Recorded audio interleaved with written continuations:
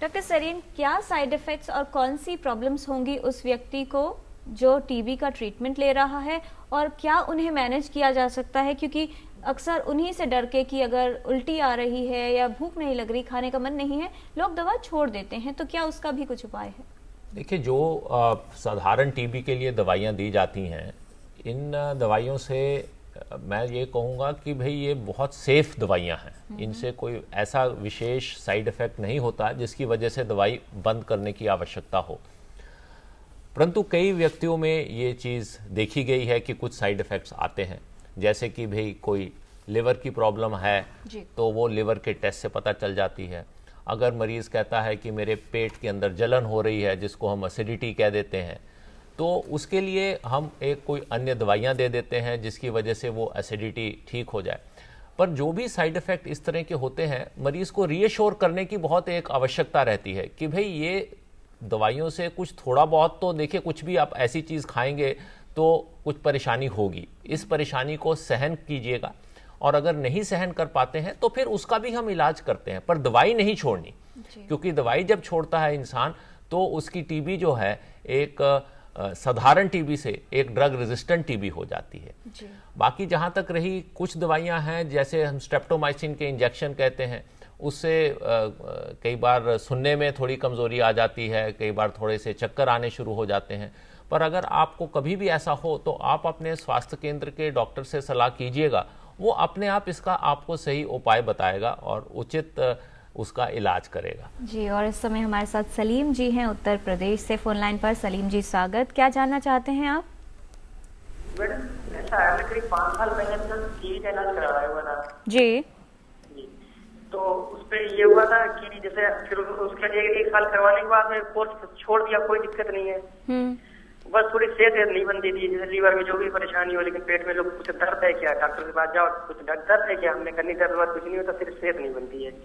तो एक डॉक्टर के पास तबीयत खराब हो गई थी, तो हमारे डॉक्टर साहब थे, उनको हमने दिखाया हुआ था, उन्होंने आरा लगा के चेक किया मुझको जी। तो कहने लगे पहले कोई इलाज चला है क्या? हमने कहा हाँ भाई चला हुआ है टीबी का। तो कहने लगे 6 महीने आपको और चलाना पड़ेगा। तो वो 5 साल पहले की बात तो खत्म हो चुकी थी, अभी कह रहे 6 महीने और चला लो। करीब 1 साल पहले गए थे इनके पास हम जी। तो क्या दोबारा फिर चलेगा? अच्छा, डॉक्टर शर्मा, इन्होंने पहले टीबी का इलाज करवाया 5 साल पहले और उसके बाद रोक दिया गया बीच में। दोबारा इनको कुछ समस्या हुई तो डॉक्टर ने कहा कि 6 महीने दोबारा चलेगा वही टीबी का ट्रीटमेंट। क्या करना चाहिए इन्हें? कहाँ की टीबी थी इन्हें? सलीम जी, क्या आप फोन लाइन पर मौजूद हैं? ये कह रहे हैं। कौन सी टीबी आपको बताई गई थी?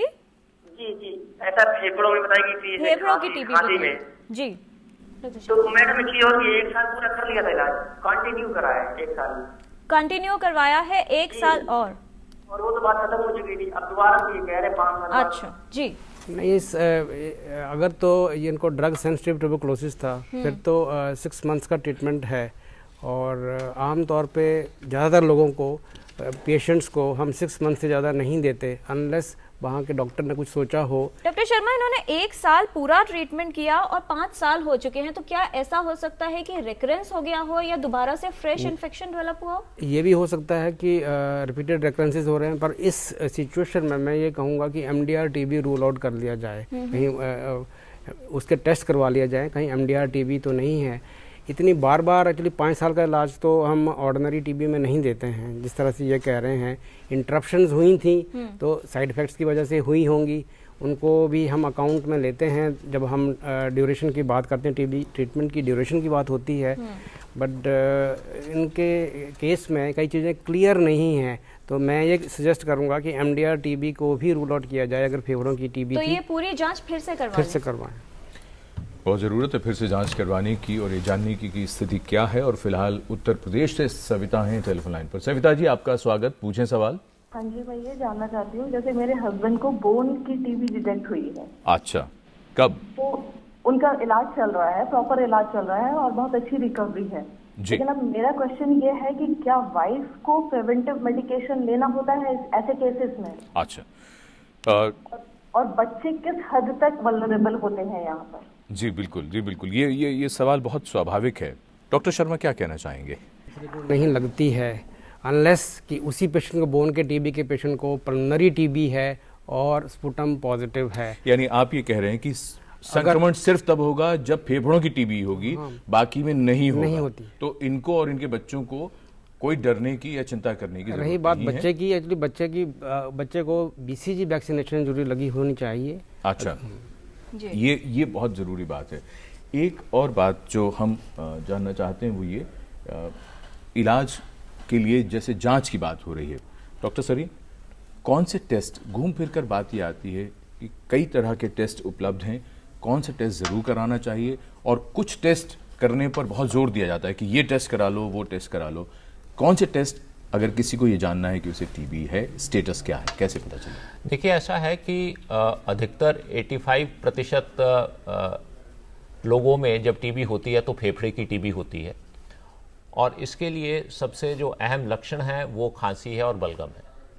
तो सबसे पहली जांच तो बलगम की जांच की बात करते हैं, और बलगम के अंदर हम ये कहेंगे कि एक डायरेक्ट स्मीयर माइक्रोस्कोपी नाम से एक टेस्ट है, और ये टेस्ट का आपको जो रिजल्ट है ये तुरंत ही मिल जाता है।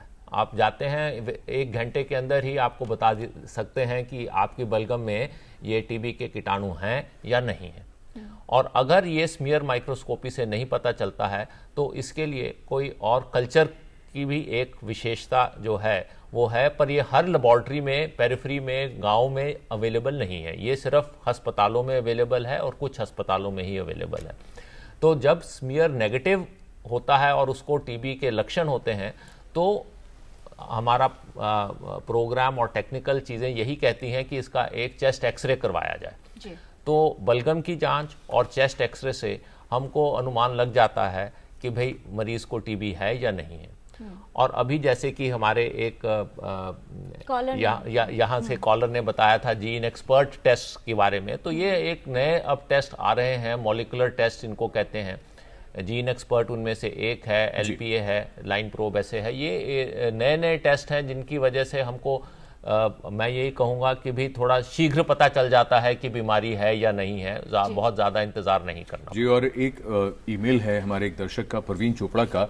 डॉक्टर शर्मा, मैं चाहूँगा इस प्रश्न का उत्तर आप दें। उन्होंने पहले तो बधाई दी है पूरी टीम को कि इतना अच्छा विषय चुना है। वो ये जानना चाहते हैं कि विशेषज्ञ ये बताएं कि दवाइयाँ जो अस्पताल से मुफ्त मिलती हैं, क्या बाजार में बिकने वाली अच्छी ब्रांडेड दवाइयाँ उनसे बढ़िया होती हैं? ये एक बड़ा मुद्दा है, उन्होंने लिखा है। कई बार ये सुना जाता है कि व्यक्ति को इलाज के बाद भी दवाई से लाभ नहीं हो रहा। ये इन्होंने बहुत ही अच्छा प्रश्न किया है, और हमने इसको इसको डिस्कशन का फोकस भी बनाना चाहा कि रैशनल यूज़ ऑफ ड्रग्स, और जो गवर्नमेंट एडिड जो सेंटर चल रहे हैं डार्ट्स वगैरह के, इनमें क्वालिटी एश्योर्ड ड्रग्स की अवेलेबिलिटी है 100%। अब जो प्राइवेट कमर्शियल मार्केट में जो ड्रग्स अवेलेबल हैं उनकी गारंटी हम नहीं दे सकते कि वो सब स्टैंडर्ड ड्रग्स हैं, या उनकी कंपनियां जो हैं एक्रेडिटेड हैं, या क्वालिटी एश्योर्ड हैं वो ड्रग्स नहीं हैं। तो ये भी एक रीज़न है कि पेशेंट जो है प्रोग्रेस कर जाता है सिंपल ड्रग सेंसिटिव टीबी से MDR टीबी की तरफ। तो मैं इस संबंध में ये कहूँगा, विषय पे ये कहूँगा कि हमारे यहाँ कुछ ऐसी व्यवस्था होनी चाहिए कि रैशनल यूज़ ऑफ ड्रग्स, एक काउंटर से ड्रग्स मिलनी चाहिए, ओवर द काउंटर या मतलब खुली मार्केट में टीबी की दवाइयाँ नहीं मिलनी चाहिए। डॉक्टर शर्मा, मान लीजिए ये जो आप कह रहे हैं कि एक ही सेंटर से ड्रग मिलनी चाहिए, किसी व्यक्ति का इलाज चल रहा है और उसको ट्रैवल करना है या फिर ट्रांसफर हो जाता है, एक शहर से दूसरी जगह जाता है, तो क्या इस तरह के अरेंजमेंट्स भी हो सकते हैं कि वो सारा जो सिस्टम है उसको शिफ्ट किया जाए या वहां से भी दवा मिल पाए? या कुछ टाइम के लिए अगर जाना है, ट्रैवल करना है, तो दवाइयाँ तो मिल जाती हैं, इसमें कोई प्रॉब्लम नहीं है। और दूसरा, अगर उसको ट्रांसफ़र हो गया है तो वहाँ केस भी ट्रांसफ़र हो जाता है एज सच, और गवर्नमेंट के सेंटर से दवाइयाँ मिल जाती हैं जी। और फिलहाल कोलकाता से मोनिका है टेलीफोन लाइन पर। मोनिका जी, स्वागत आपका, पूछें सवाल। सर नमस्ते। सर नमस्ते।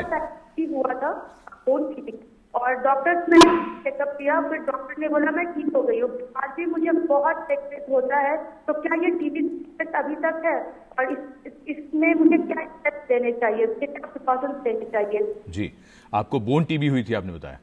हाँ जी। जी, आपने पूरा इलाज करवा लिया उसका? हाँ जी। ठीक है। डॉक्टर सरीन, क्या कहना चाहेंगे आप इनको? देखिए, बोन टीबी का इलाज जो है ये मैं सिर्फ दो चीज़ें कहूँगा। एक तो ये है कि भाई इसका इलाज एक ऑर्थोपेडिक स्पेशलिस्ट को कंसल्ट करते हुए करना चाहिए। सिर्फ एक टीबी स्पेशलिस्ट को कंसल्ट करते हुए ही नहीं करना चाहिए। दूसरी बात मैं ये कहूँगा कि भाई बोन टीबी के अंदर जो इलाज है, ये इलाज जैसे साधारण टीबी में हम 6 महीने का कहते हैं, वैसे बोन टीबी में हम इसको थोड़ा बढ़ा देते हैं और 1 साल का इलाज कहते हैं।